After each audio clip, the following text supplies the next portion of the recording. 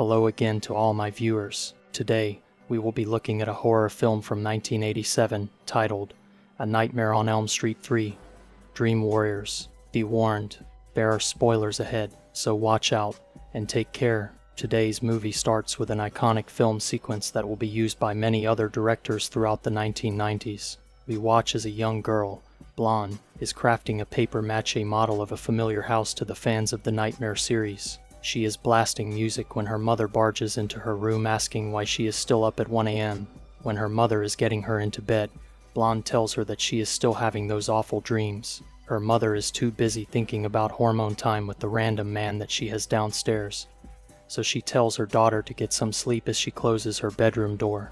Blonde slowly drifts off to sleep. Suddenly, she finds herself right outside of the famous Elm Street house. Children play and jump rope outside while she walks closer. She speaks to a little girl on the porch, but when they hear metal on metal scraping sounds, the little girl says she has to go. Blonde follows the little girl inside and finds her in Freddy's boiler room. "This is where he takes us," says the little girl. Suddenly, the boiler's fire begins raging, and they hear screams of agony. "Freddy's home," the little girl says calmly. Blonde grabs up the little girl and begins running. Her feet become stuck in a hallway as the floor turns into a smelly-looking mush. Blonde is able to get out of the mush just as Freddy swipes at her with his razor glove. In the next room, they come upon hanging bodies all around them. The little girl she is carrying says to put her down. However, when Blonde looks down at the girl, she has turned into a skeleton. Blonde screams and then awakens from the nightmare. She goes into the bathroom, but as she is turning on the faucet, she sees Freddy's reflection in the mirror. The handles on the faucet grab her hands, and Freddy slices Blonde's arms. Her mother bursts through the door and sees this. She immediately assumes that Blonde has attempted to end her life, so she is sent to a mental house. At the mental house, we are introduced to an orderly named Morpheus, and the doctor in charge, Dr. Gordon. Dr. Gordon is called into examination where Blonde is throwing a fit because she does not want to be sedated. Blonde grabs a scalpel and sings the Freddy song we all know while she cries. Before Blonde can say the last line of the song, a grown-up Nancy appears in the doorway finishing the rhyme. For those not familiar, Nancy is our protagonist from the very first Nightmare film. Nancy is able to connect with Blonde and get her to calm down after this. Afterwards, Nancy and Dr. Gordon walk the grounds while he explains to her the details of what the teenagers under his care have been experiencing. After their conversation, the doctor sees a mysterious nun, dressed in all white, but she disappears in a crowd before he can approach her. Morpheus then guides Nancy around the ward, showing her the different areas she will be working in. It appears that Nancy decided to go into psychology in order to help kids that are going through the same thing that she did.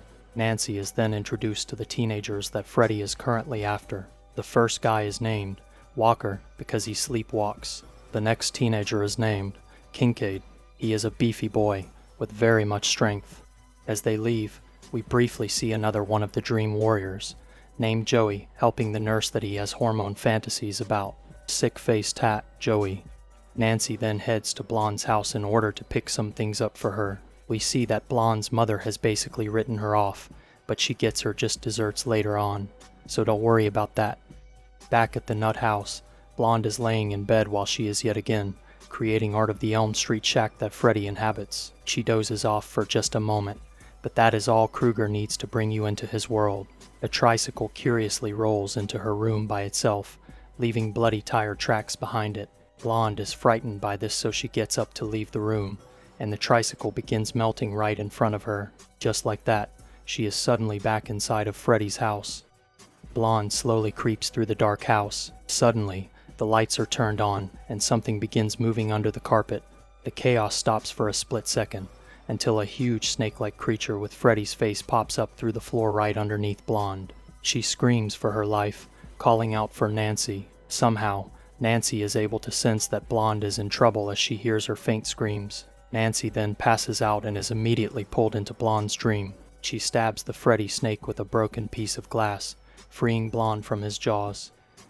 The Freddy snake recognizes Nancy from their past encounter, and the girls are forced to run from the Freddiconda. Seeing the dream control that Blonde possesses, Nancy tells her to focus on waking them up, and they are able to escape what is probably the coolest version of Freddy just in time. Nancy goes to the mental house first thing the next morning to talk with Blonde about her ability to pull other people into her dreams. Nancy also confirms Blonde's suspicions about Freddy being real. All of the mental teenagers under Dr. Gordon's care meet Nancy in their daily group meeting. This is where we meet Will, who is in a wheelchair after being paralyzed on account of jumping from a building. Jennifer, who wants to be an actress on TV after she gets her mental issues straightened out. And Taryn, a dope fiend. That night, Will, Joey, and Taryn are playing some D&D before Morpheus comes in to tell them it's time to sleep. As soon as they are alone, Will and Joey argue over which of them has the first shift of watching the other. They sleep in shifts so that they can wake each other if Freddy comes after them. Meanwhile, Nancy and Dr. Gordon are enjoying a drink together. This is where Nancy tries to explain to him that the kids are in real danger because of the nightmares they've been having. She mentions treating them with the dream suppression medicine called Hypnosil. Dr. Gordon says no immediately because the drug is still in the experimental stages. Back at the mental institution, one of Walker's puppets suddenly morphs into Freddy. He wakes Walker up and makes long incisions down his arms and legs in order to use his connective tissues as puppet strings. Freddy is the puppet master now, as he guides Walker through the halls and up to the building's roof. Joey sees Walker standing at the roof's edge, so he wakes up Will and the others to try and save him. Ultimately, Walker falls to his death when Freddy cuts the strings that held him. The next morning, everyone meets for group to talk about what happened last night. The whole group is grieving in their own way. The doctors keep telling the teenagers that Walker chose to end his existence, which makes Kincaid start flexing his muscles. The doctor says from now on, all of the teenagers will be sedated every evening. So Kincaid starts yelling that ain't nobody gonna sedate him, on gang. The doctor calls the orderlies, and Kincaid is dragged to the padded room and sedated. He sits in the corner of the room singing to himself so that he can try and stay awake. Nancy and Dr. Gordon argue with the dusty doctor on the teenagers' behalf. Dr. Gordon is going to start prescribing Hypnosil to them, but they can't get any until tomorrow. Morpheus goes into the TV room to tell Jennifer that it is time for lights out. She begs him to let her stay in there, because she is afraid of going to sleep. He tells her she can stay, but he never saw her in there. Unfortunately for Jennifer, she begins to doze off while watching her show. She lights a cigarette and burns her own hand in order to keep herself awake longer, but it is too late. While watching a late-night talk show, the host suddenly turns into Freddy and attacks the guest. The TV then starts displaying static, and when Jennifer gets up to adjust it, mechanical Freddy arms burst out from the television and grab her. Freddy's head appears on top of the TV, telling Jennifer that this is her big break. Before killing her, we get another iconic line from Freddy, "Welcome to primetime, bitch," and he shoves her head through the television. Morpheus bursts through the door into the TV room and sees the horrific aftermath of Jennifer's death. The next few minutes of the film are mostly exposition between Nancy and Dr. Gordon. They mostly talk about how they are supposed to stop Freddy from killing the other teenagers. In the next group meeting, the teens are understandably upset due to the fact that they do not feel safe. Nancy then tells the group who Freddy is and why he is coming after them. They are the remaining children of the parents who killed Fred Krueger years ago. Lastly, Nancy tells them about the power they all have to control their dreams, and the group goes under hypnosis to practice their skills. They all focus together, but nothing seems to happen at first.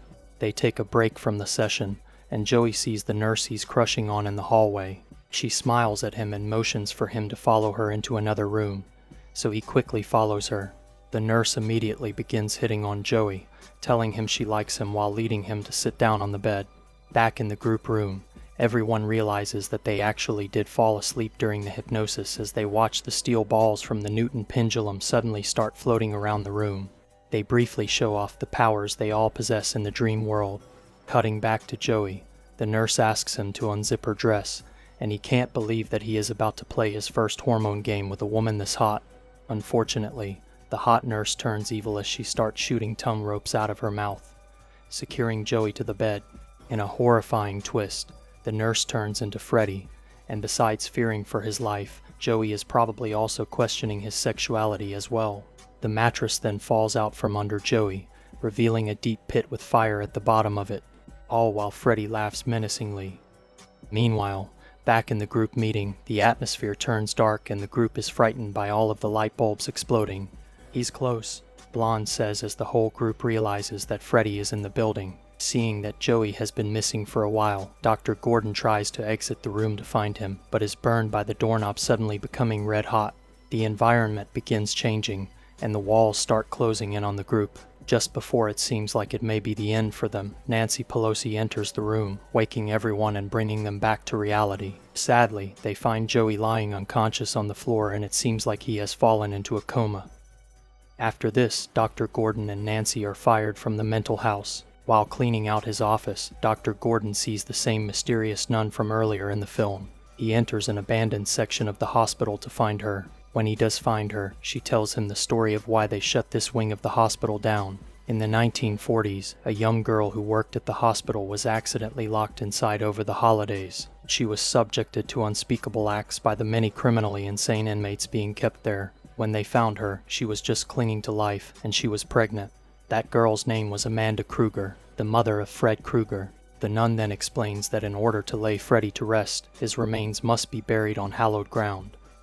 Dr. Gordon meets back up with Nancy to fill her in on what the nun told him. Now they know how to get rid of Freddy, but they must find his remains first. Nancy says there is only one man who would know this information, so they head to a dive bar to find him. When they arrive, we find out that this man is actually Nancy's father, Detective, who we last saw in the first Nightmare film, recapped by 7cc Movie. It's instantly apparent that Nancy and her father have been estranged since the events of the first film. Nancy tells him that Freddy has come back, and she needs his bones to destroy him. Detective initially brushes them off, not wanting to relive the past trauma of losing his wife. It's Dr. Gordon who shakes Detective out of his drunken stupor, finally making him realize the seriousness of the situation.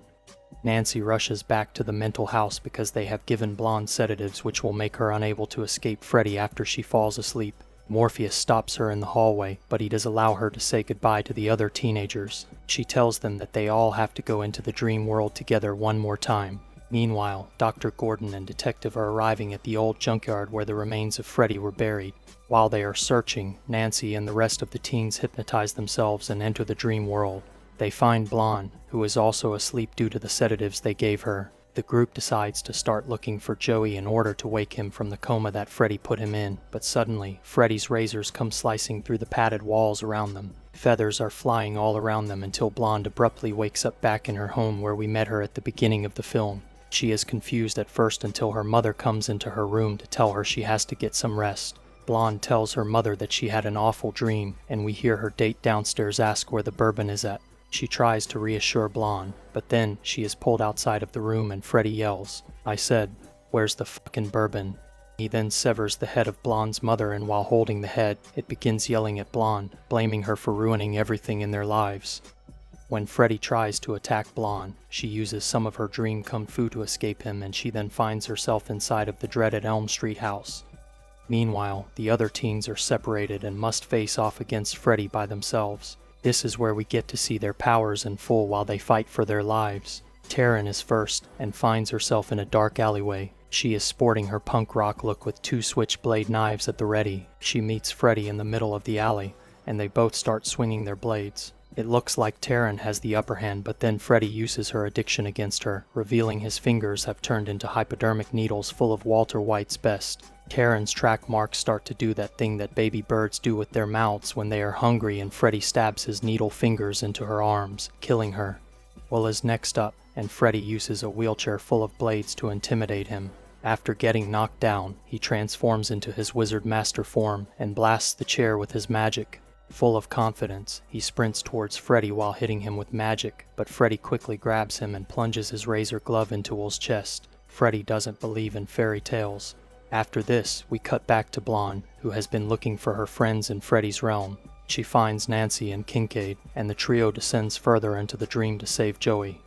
While they are searching, Dr. Gordon and Detective have finally arrived at the spot where Freddy's bones are resting, and they begin digging a grave. Nancy and the teens then arrive to a hellish-looking lair that obviously belongs to Freddy. They find Joey still tied up over the fire pit, and Freddy suddenly appears over him, taunting his friends. Joey starts to fall into the fire pit, but Nancy is able to catch him at the last second. The group begins fighting Freddy, and Nancy stabs him with a piece of rebar. Unfazed, Freddy pulls the rebar out of his stomach, and Nancy can't believe just how strong he has become. Freddy somehow senses what Detective and Gordon are up to with his remains, so he leaves Nancy's group to stop them. Freddy has become so strong that he is able to bring his skeleton back to life in the real world, and he impales Detective on a sharp piece of metal. He is also able to knock Dr. Gordon unconscious, but weirdly only shovels 3 scoops of dirt on him before heading back to the dream world to finish off Nancy and the teens. He traps them in a room full of mirrors that all have different versions of himself inside them. They start pulling everyone into the mirrors, but then Joey finally finds his dream power, which is the power to talk. Sick power, Joey. He screams, breaking all of the mirrors, which releases Nancy and the others. Everyone celebrates the defeat of Freddy, and then Detective suddenly appears. He tells Nancy he's crossed over and wanted to tell her goodbye. The two have their last emotional embrace as father and daughter, and suddenly, Nancy feels the razor glove bury itself into her stomach. It has been Freddy just posing as Detective this entire time. Nancy cannot believe this, and shrieks as Freddy says, "Die." Dr. Gordon starts to regain consciousness while the fight continues. Freddy is about to kill Blonde when Nancy grabs his arm from behind and stabs him with his own razor glove. Dr. Gordon can sense time is running out as he hurries to finish laying Freddy's bones to rest forever. With the bones in the grave, he starts the prayer and sprinkles holy water over them. Back in the dream world, the holy water seems to burn holes through Freddy and he screams in agony. Freddy explodes into light, and it seems that finally they have defeated the dream demon. Blonde weeps as she holds Nancy's lifeless body in her arms, and the guys stare in sadness as they all mourn their lost friends. A few days later, Nancy's funeral is taking place. Rip, Nancy. Dr. Gordon sees the same nun he spoke with earlier at the mental house, so he runs to catch up with her. In a surprise twist, Gordon rounds the corner and finds a tombstone with the name Amanda Kruger on it. It also has her religious name she chose when she became a nun. Dr. Gordon is shocked when he realizes that he had been speaking with the ghost of Amanda Kruger all along. In the last scene of the film, Dr. Gordon is fast asleep at home. The camera pans over to a dresser, and we see the Elm Street house that Blonde recreated from popsicle sticks. A light turns on from inside the small house, letting us know that a small part of Freddy is still out there, just waiting for someone new to dream about him. This has been another movie recap from 7cc Movie.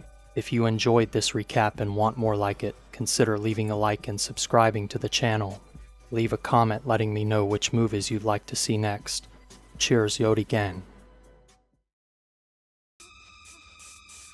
And his name is John